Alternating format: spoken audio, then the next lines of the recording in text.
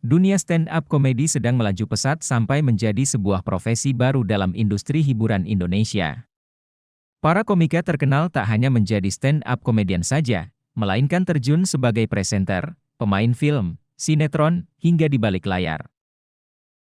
Hal tersebut disambut baik oleh komika Rigen, yang tenar berkat mengikuti ajang pencarian bakat stand-up komedi, karena lawakannya bisa menghibur banyak orang dengan karakternya sendiri. Kata Rigen ketika ditemui tribuntangerang.com di kawasan Kuningan, Jakarta Selatan, belum lama ini, mengatakan, Lo kan jebolan Suci juga nih. Ya. Melihat dunia stand up komedi selama 10 tahun ini seperti apa sih, Gen? Gue juga kebetulan ngikutin audisinya dari tahapan audisi di kota-kota sampai yang audisi final di Jakarta. Gue ngikutin dan gue ngeliat kayaknya stand up komedi itu jujur sekarang semakin berkembang gitu, dan komik-komiknya itu sekarang benar-benar kayak dari hati gitu. Kalau gue lihat tuh kayak semua tuh punya karakter, ada yang pedagang mie ayam gitu, ada yang ini. Jadi kayak mereka tuh semua orang-orang yang berdamai sekarang. Jadi dengan kesusahan hidupnya, dengan apa keresahan-keresahan yang ada tuh malah dijadikan bahan-bahan komedi, dan menurut gue ini tuh upgrade yang sangat luar biasa dari stand up komedi sih. Jujur gue bangga banget, senang banget gue aja kayaknya kalau ngikut audisi sekarang kayak gue nggak pede, gue bener keren banget sih. Dan lu juga menjadi juri di sini, kayak ngingat lu zaman-zaman berjuang di Suci nggak sih? Iya, gue juri audisi kan, jadi gue kayak ada dendam juga kan pastinya.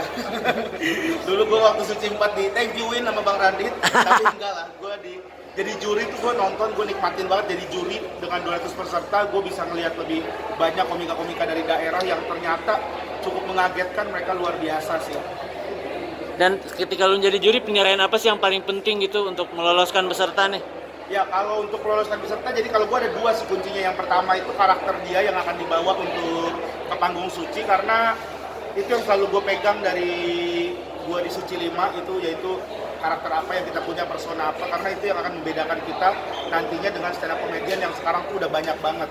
Itu yang pertama. Dan yang kedua tuh yang pasti yang lucu. Jadi gue lihat yang memang dia lucu, dan lucunya tuh bisa untuk tayang on air karena ini kan buat di TV ya, dan aman gitu. Itu sih yang jadi bahan penilaian gue, dua itu. Bang, kan ini kan Suci udah 10 sesi ya? 10 sesi dan dunia stand up juga 10 tahun belakangan semakin maju gitu. Ya. Dan sampai gara-gara stand up komedian, komika-komika tuh kayak punya profesi baru gitu di dunia hiburan gitu. Nah, penilaian lu seperti apa sih dengan seperti ini? Kalau untuk stand up sebenarnya udah 12 tahun lah, Yeah. kita udah ada tuh dari tahun 2010. Kalau Sucinya udah 10 season. Kalau gue lihat itu ya luar biasa banget. Suci bisa jadi lahan pekerjaan baru yang bukan stand up, jadi lahan pekerjaan baru yang bukan cuma jadi stand up komedian, tapi banyak banget. Ada yang jadi penulis, ada yang jadi sutradara, ada yang jadi komedi konsultan, ada yang jadi pelawak untuk grup sketsa, terus ada juga yang jadi selebgram, ada yang juga jadi seleb TikTok gitu, ada juga macam-macam. Makanya stand up komedian itu luar biasa gitu, mereka bisa mengembangkan dirinya. Jadi nggak cuma stand up, mereka sekarang lebih luas gitu. Itu sih luar biasa ya, gue juga sangat bangga lah gitu.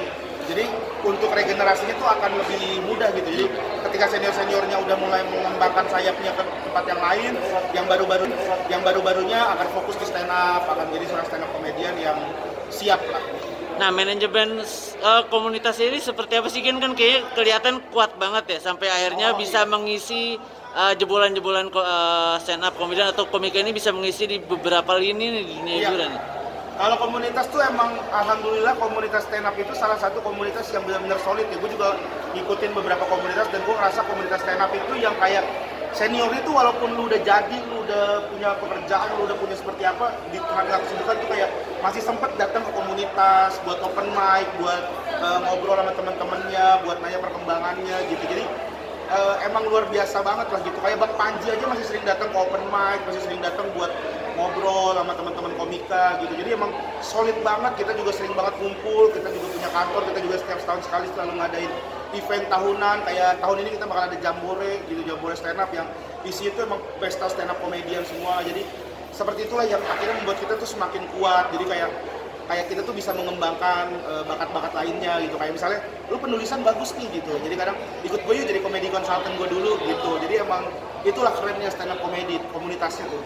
Berarti sama aja kayak tidak ada penyesalan gitu ketika gabung stand up, khususnya buat lu ya, karena ini menjadi sebuah profesi baru dan lahan pekerjaan baru ya. Betul, gabung sama komunitas stand up tuh benar-benar nggak rugi lah, kayak banyak banget ilmu yang gue bisa pelajarin. Bahkan bukan cuma orang di depan layar ya, di komunitas itu ada yang akhirnya menjadi manajer komik, ada yang akhirnya jadi fotografer komik, ada akhirnya jadi editor komik, ada kayak kalau lu tahu ada punyanya Marcel Widianto, Lelah Miskin Project, itu isinya komik-komik yang jadi editor, jadi kameramen, segala macam. Jadi emang dibina dan bekerja untuk dunia hiburan tapi di balik layar.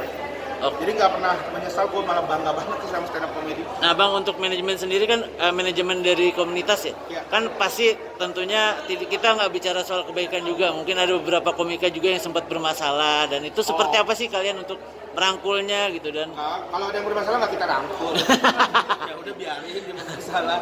Ya udah, kadang ya gimana, kalau yang bermasalah pasti ada lah diobrolin, karena kan kita ada presidennya juga, ada presiden stand up Indo, kita juga punya ketuanya, kita juga punya orang yang dituakan, kita punya founder yang masih lengkap gitu. Jadi kalau misalkan emang ada apa-apa ya kita pasti diobrolin baik-baik gitu. Ya tabayun lah.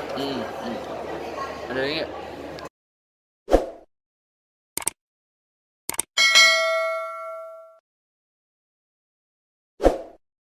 Jangan lupa subscribe ya.